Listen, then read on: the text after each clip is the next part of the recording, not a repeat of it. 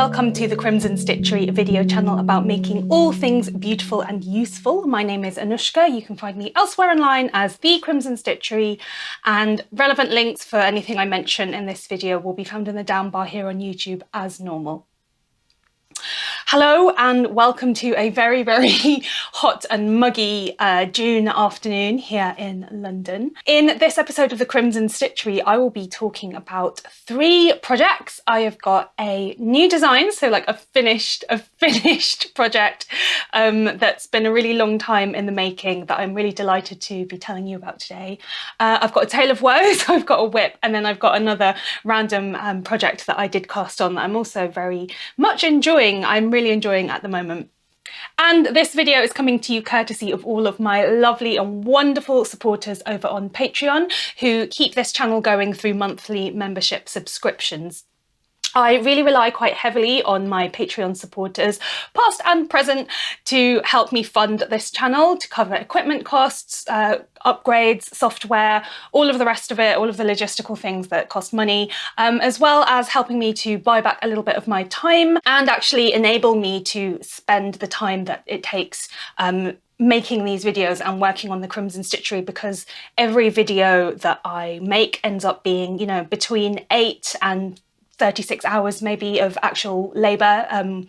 So that's quite a lot of work per video. So it's really thanks to my supporters who keep this going and allow me to make it, you know, allow me to experiment and to be creative and sometimes take risks and try things out. So yeah, thank you very, very, very much to everybody who has joined the Patreon. If you enjoy the Crimson Stitchery and you have been thinking about joining, you will be most welcome. Head over to patreon.com/thecrimsonstitchery to check out all of the different tiers and choose the right one for you. With all of that said, let's talk about what I've been making, because that is what you are here for, I'm sure to say. I am in a look today, just before I reach over to my knitting basket. I'm doing a look. I'm doing a 1930s beach pajamas kind of look, and I've got this Eau de Nil top that I will talk about momentarily. A little bit later on, but I am not joking when I say that it is warm in this room. Like I am sweating. Summer knitting, right? It's like the most dedication to wool. It always makes me laugh. So on that note, I'm really pleased to announce my newest design, which is a pullover, a sweater called Cecimbrium. And this sweater is it's the first sweater design that I've published. I've been knitting sweaters for a long time. I have designed sweaters before and, you know, knit up my own designs and so on and so forth. But this is the first release of a sweater, you know, culminated into a graded knitting pattern. It's been edited several times. It's been test knitted. It's been a really long time in the making. And, you know, we took these pictures in our local park in an elderflower bush. And I'm going to tell you about it now. So Cecimbrium is another design in my herbalism collection. So over the last year and a quarter or so, I've been exploring herbalism through my knitting design and using design as a way to further educate myself and really just taking inspiration from wild plants and what the wild medicines that they can produce when, you know, they're processed. And that's been super, super interesting. So prior to Cecimbrium, I had done the oregano socks, I'd done salvia hat. So oregano obviously is a culinary herb as well as a medicinal one. It's very it's very health boosting, immune boosting. Salvia, obviously the same, both culinary and medicinal. Sage is often used to boost memory as well. Then I had the hawthorn tincture shawl, and that's really interesting because the flowers and the fruits are both used in herbal medicines to promote heart health, circulatory health, and that kind of thing. So those are the accessories, and I've designed this collection in a bit of a roundabout way, to be honest with you. I don't think I would recommend it. I think it would be better to do it in more of a traditional way where you make a plan at the beginning and then you enact that plan. But it's kind of been in dribs and drabs, but that's just been how it worked out, like a little bit more spontaneous this time. And now Cecimbrium, and as well as exploring the herbal theming through, you know, affecting the design choices, going into the naming. I've also used it as an opportunity to explore different types of wools and kind of naturalistic, rustic, if you will, woolen spun kind of yarns and worsted spun ones. Overall, like yarns with fairly minimal processing and from smaller suppliers. So that's been a really, really interesting project that I'm hoping to continue in this very, very slow and sort of meandering way. And Cecimbrium is a wonderful word, love it. And it's a wild plant that's in the brassica family, and it's known also in English as hedge mustard, or it's known as the singer's herb because it's used in throat tonics and things to soothe sore throats. And I also found out that it's called the singer's herb in Italian, and it's used for classical singing as a way to soothe the throat in preparation for performance, which I thought was glorious. And the reason that I went with Cecimbrium, even though it's, the other names of the patterns in the collection, a little bit more obvious, oregano sock, salvia, a bit more commonplace. But the lovely thing about Cecimbrium as a herb is that it has these yellow flowers that are cross-shaped, like that, which reflects the cross shapes in the yoke. So the pattern is for a top-down yoked sweater. It's very cropped in the body, but it fits very loosely around the body with very careful shaping. And it took quite a while to get the instructions for that right, and to be able to convey, what I intended knitters to do in a way that was kind of clear enough, with enough detail, but not too simplistic, not too much detail. that was kind of challenging, and that's definitely been, one of the more challenging things that I found about designing for hand knit, designing for knitting patterns, because you're basically writing an instructional manual every time. And, there's certain things that are quite conventional that work quite well, in socks, and there's a certain language that I think pattern writers and designers, really you're being a technical writer, you have to adopt that kind of language, and there are established tropes, phrases, conventions, but I'm always looking, I'm always really thinking about what is the best way to write it, what is the way, what is a way of doing it so that it empowers a knitter to actually just, go away and look something up maybe, or experiment and try, rather than, feeling like they have to be too reliant on the pattern even. Anyway, I hope that makes sense. And part of that is why the test knitting process has been very interesting, although very time consuming. And I'm so grateful for everybody who has contributed in that sense. The pattern is written in 9 sizes. So it is, size inclusive. That was my hope. And I also really wanted, to approach the grading in a way that again was empowering for everybody reading the pattern. So for instance, there's certain elements like the sleeve is very carefully shaped, even though it just looks like a very wide sleeve. It's not just a tube, it's shaped to accommodate the human arm. But, for people of different body sizes and body shapes, and people who veer more towards the plus size end of the spectrum, there's a greater difference between upper arm circumference and wrist circumference, essentially. And again, it's going to be so individual and different to everybody. But, there's just stuff like, I could have simplified the pattern a lot more, but I really just wanted all knitters of all sizes to actually be able to knit the thing. And obviously, you can't accommodate everything and everyone in a knitting pattern. It's just not possible. Everyone is individual. And again, that's something that I'm really hoping to continue encouraging through the Crimson Stitchery.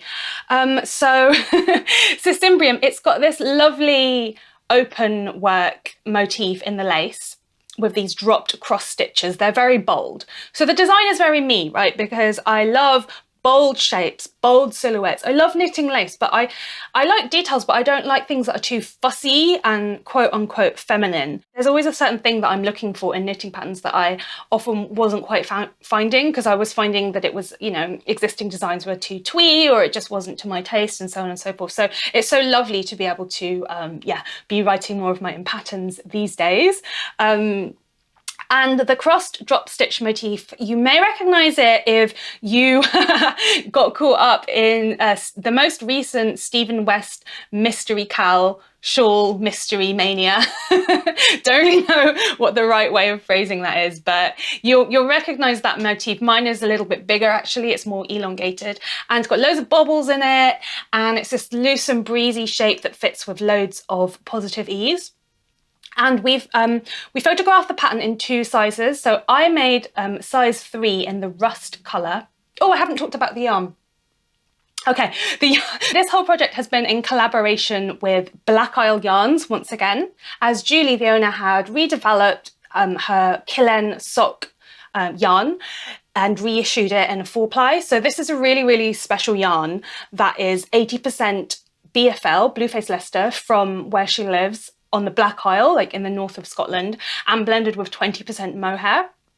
Julie initially approached me over a year ago because she wanted to develop, she'd seen my sock designs on Instagram, and she wanted to know if I would be interested in collaborating and doing a sock design with her. And I did eventually do that. I did the oregano socks. But once I got my hands on the reissue of the yarn, Killen Sock, the new clip, which was slightly finer, and a 4-ply weight, I knew that there was potential in this for a sweater, and I was so interested to explore the yarn. So I do not have the sweaters with me right now because I had to send them back up to Scotland for Julie to have at yarn shows and stuff like that.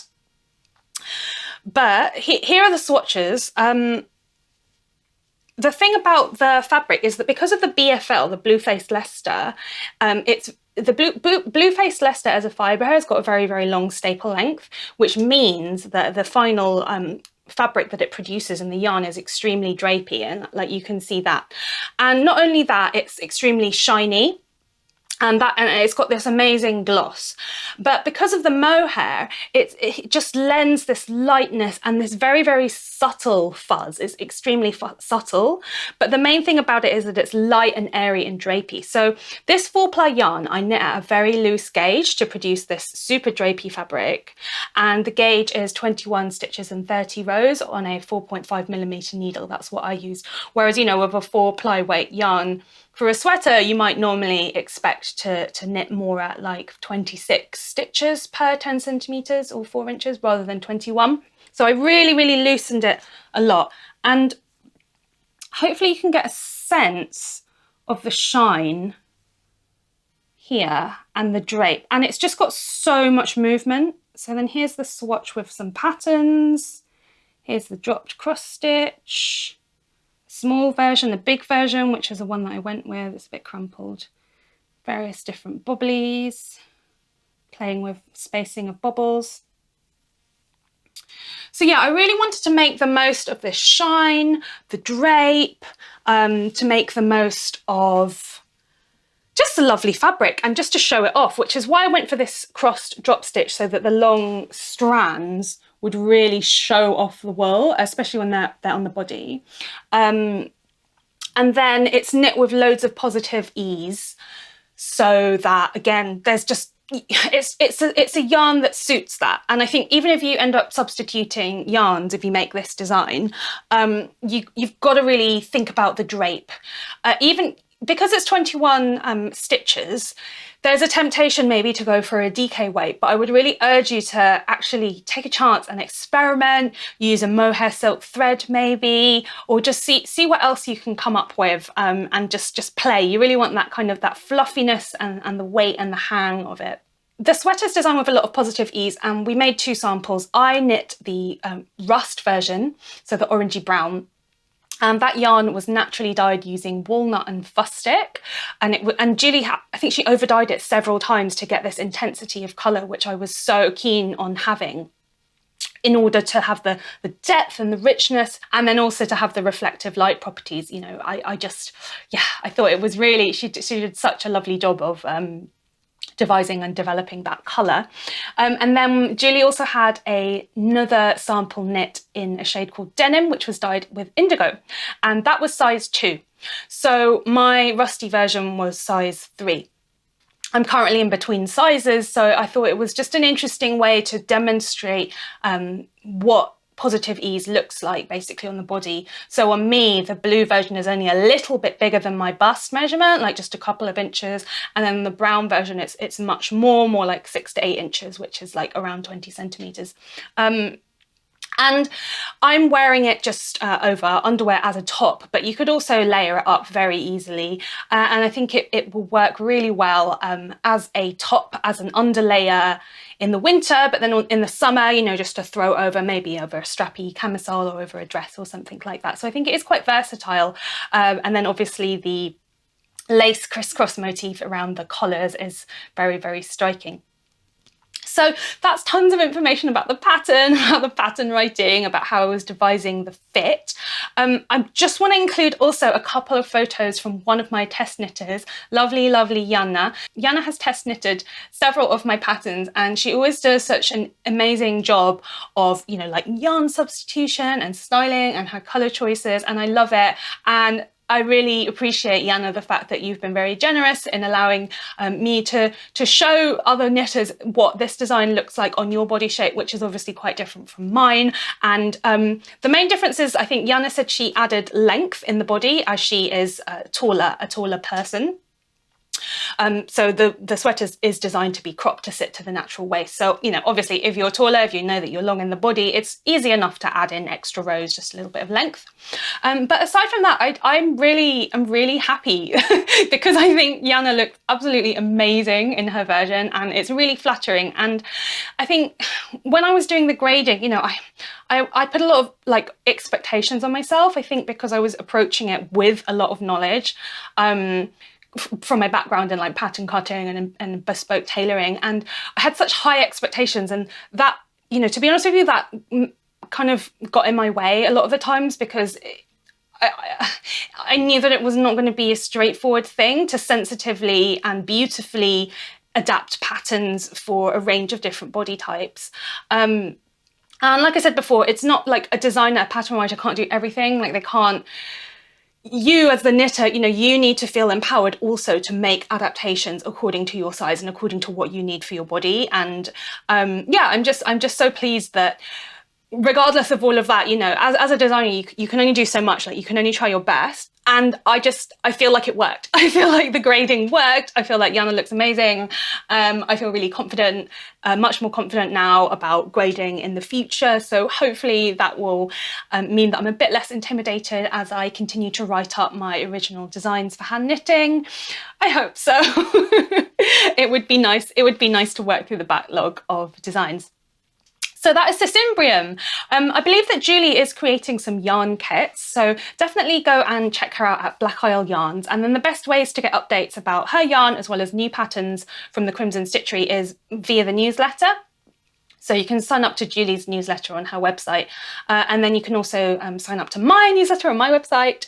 And if you are a newsletter subscriber, you will receive exclusive discounts on launches of new patterns and so on. You know, I really keep those for my newsletter subscribers because you guys are very, very awesome and very dedicated audience members. So I feel like it's only right to offer that to my newsletter. And also, if you are a Patreon supporter at the 3 highest levels, so Ruby Stitcher and above, you will actually be able to access a copy of new patterns published under the Crimson Stitchery as part of your perks. And that is as a thank you for supporting me and this work that I'm doing, because it is, you know, it's freelance, it's very risky, to be honest with you, and time consuming.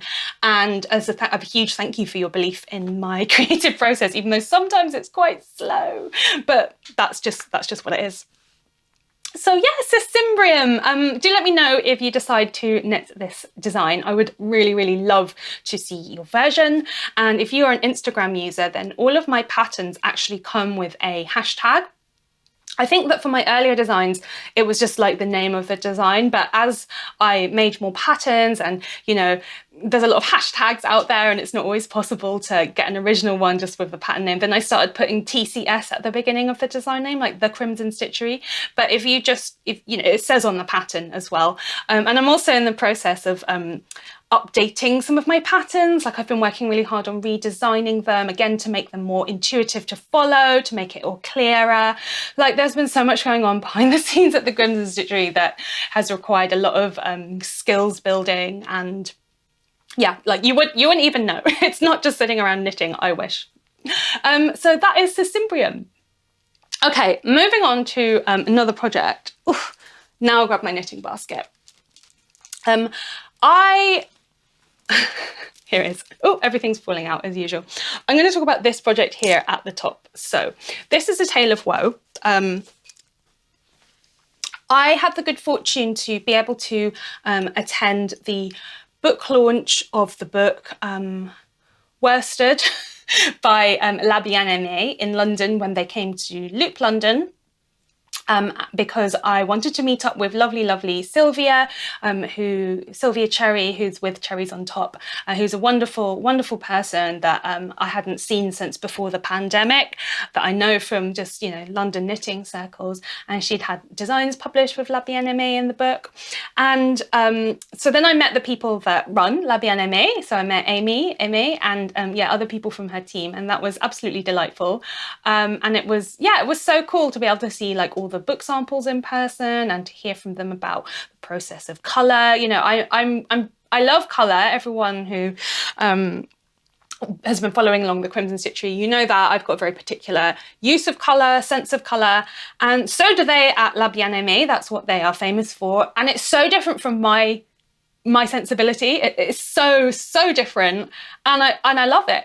It's so interesting, I find, because it's often like just combinations that I would never put together. It's not natural, the choices for me, but I find it very intriguing, and I also like the fact that it pushes my boundaries. So yeah, if you are interested in exploring colour or thinking about colour more, I think it's nice to kind of keep your eyes open to ways that people put colours together and build palettes and so on, just in the world around you in general. But yeah, I'm currently dressed in a very me colour scheme. I've got gold, I've got an indigo blue, I've got eau de Nil, kind of pale sage green, I've got this like terracotta reddish lipstick, 1930s beach pyjama look, pale gold in my necklace, there you go. Anyway, now the team at La Bien-Aimée are really excellent salespeople, very skilled salespeople. And there was this yarn. It was so cool. It was so expensive. I had to have it. That doesn't happen to me very often, but as with everything La Bien-Aimée, it was limited edition. And okay, here is the yarn. Basically, I loved it because it was everything I've been looking for in a tweed-esque yarn forever. So what it is, it's called Corrie Confetti, and it's basically all of their like seconds and leftovers and tangled skeins and unsuccessful experiments of the hand-dyed yarns. They amass them all together, shred them up, and then turn them into tweedy neps. And also, because they're so amazing at colour, they put those, you know, it's not done at random. It's like very carefully selected. And so it's essentially a recycled yarn. And then they are releasing these recycled special edition yarn. I'm not the salesperson. I'm just explaining. I'm just a punter, fully a punter at this point. They then use those as tweed in like different limited edition plain yarn bases. So this is the grey one. I've seen on their website that they had like amazing navy blue with all crazy colours, tweeds. They've had like a burgundy wine red. I think they even had a green. I might have made that up.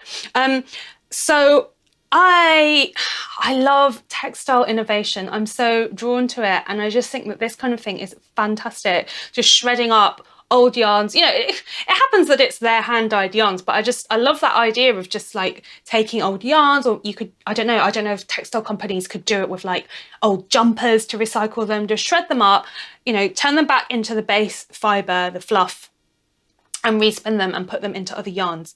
But basically, like, I've been looking for a tweed with fun colours for absolutely ages.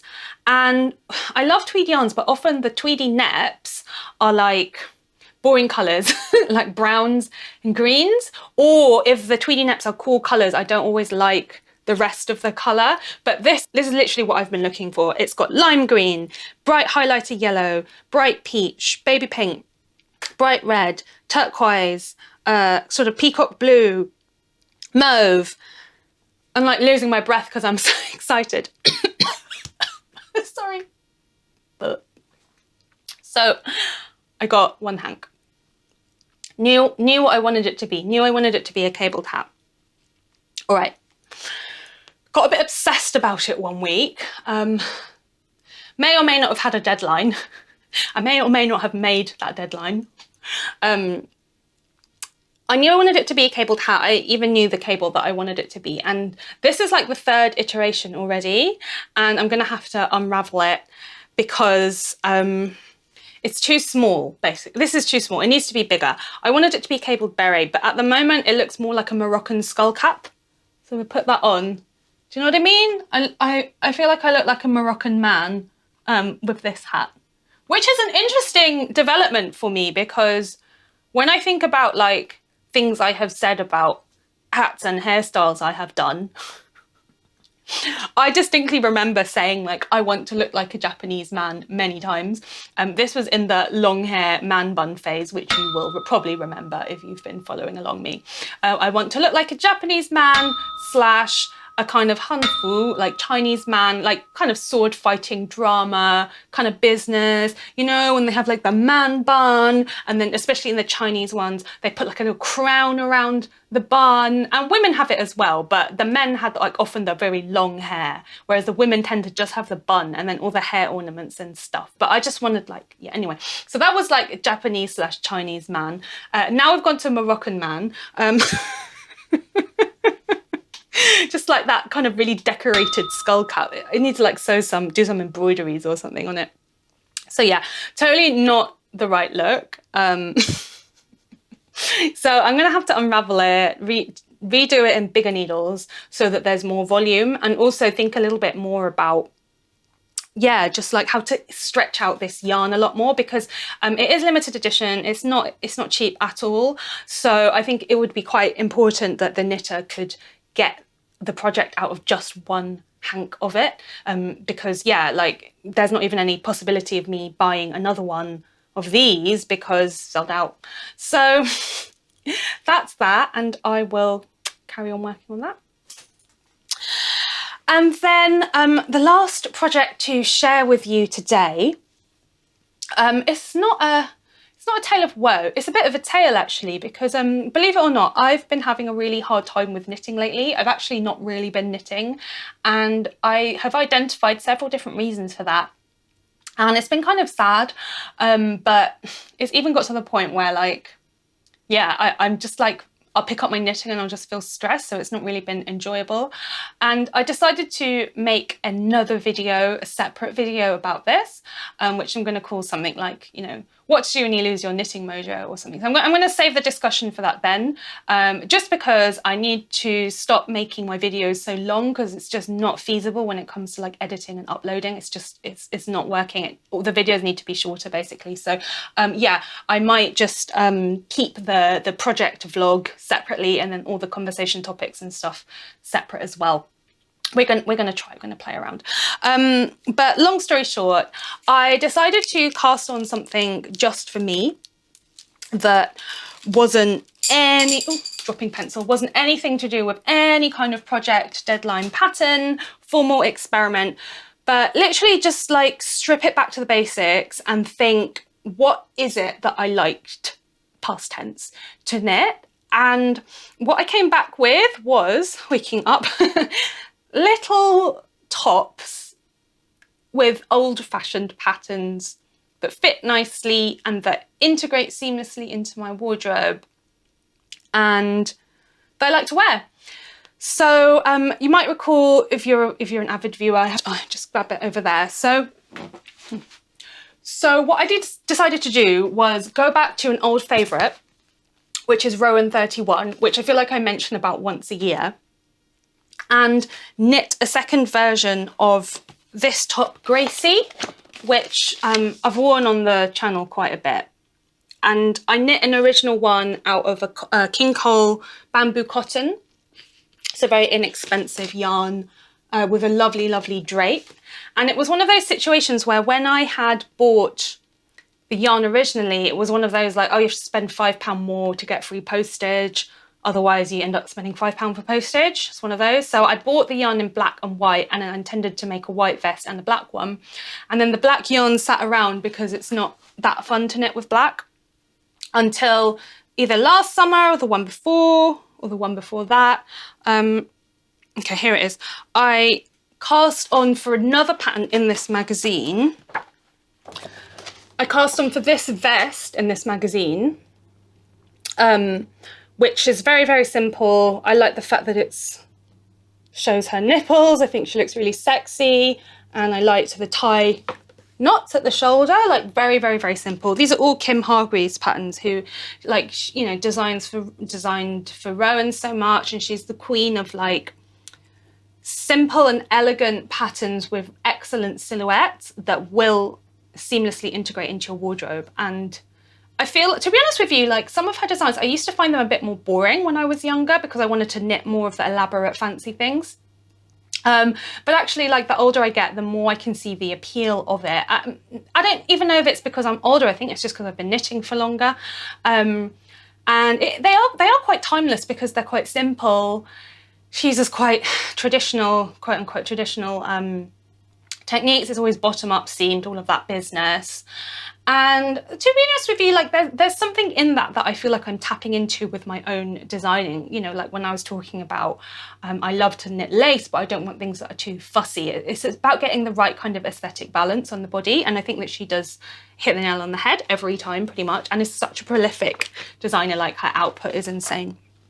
So anyway, I started that vest a while ago and then I just didn't enjoy it. I think I had to recalculate gauge or for that one or something like that, but I didn't get anywhere with it. And then, yeah, just the last week, I'm creating a big mess by the camera as usual. I just was like, do you know what? I loved that white vest. I wear it all the time. It's time to make a black one. And so in quite a dedicated fashion, I have been making it. And here it is. So this is the back piece, but I've got quite far into it. It's going to be really hard to show on camera. It's got moss stitch, a kind of yoke basically. And it's shaped, it's got waist shaping, it's got loads of drape. So the thing about this yarn, bamboo cotton, is that it's really drapey, but it also grows. It doesn't have great memory, and it stretches out as you wear it, as you know, your body warms it, maybe a little bit of perspiration, that kind of thing. So I'm going to make an effort to knit the shoulder straps shorter this time, and I'm also going to raise the bust line a little bit. And so this top that I'm wearing on that subject is another one that I knit from this magazine. It's this one here with the crossover front. And I knit this years ago. I went back and looked on Ravelry for your pleasure, and I knit it in April 2007. Which is over 15 years ago. And I remember making this when I was home sick, because I always get a spring cold. I have done for years. It's like a thing. And I had a spring cold in April and I stayed home and I made this top on, you know, Rowan 4-ply cotton, 100% cotton, 3mm needles. It was long. And unsurprisingly, in the last 15 years, I have now grown. I've actually grown quite recently. I now have cleavage. And I feel like if I could just go back in time and say to my 16-year-old self, or even 15 when I made this in April 2007, one day you'll have cleavage. But the thing is that when I was 16, I don't think I even thought that it would be possible for me to be 30 or 31. Like, that was not an age that was in my mind that I would have. That was like what old people were. Aren't teenagers obnoxious, honestly? Yeah, so this just about fits me. I mean, I got into it, didn't I? And I guess I'm just like embracing the negative ease of it all and just allowing the fabric to stretch around the body. But to be honest with you, like it was always extremely, extremely low cut. All of these vests are, it turns out. And that is something that I like because I think that the female form in all shapes and sizes is absolutely glorious. And, you know, artists were pervs for a reason. I'm a very body positive person. Yes.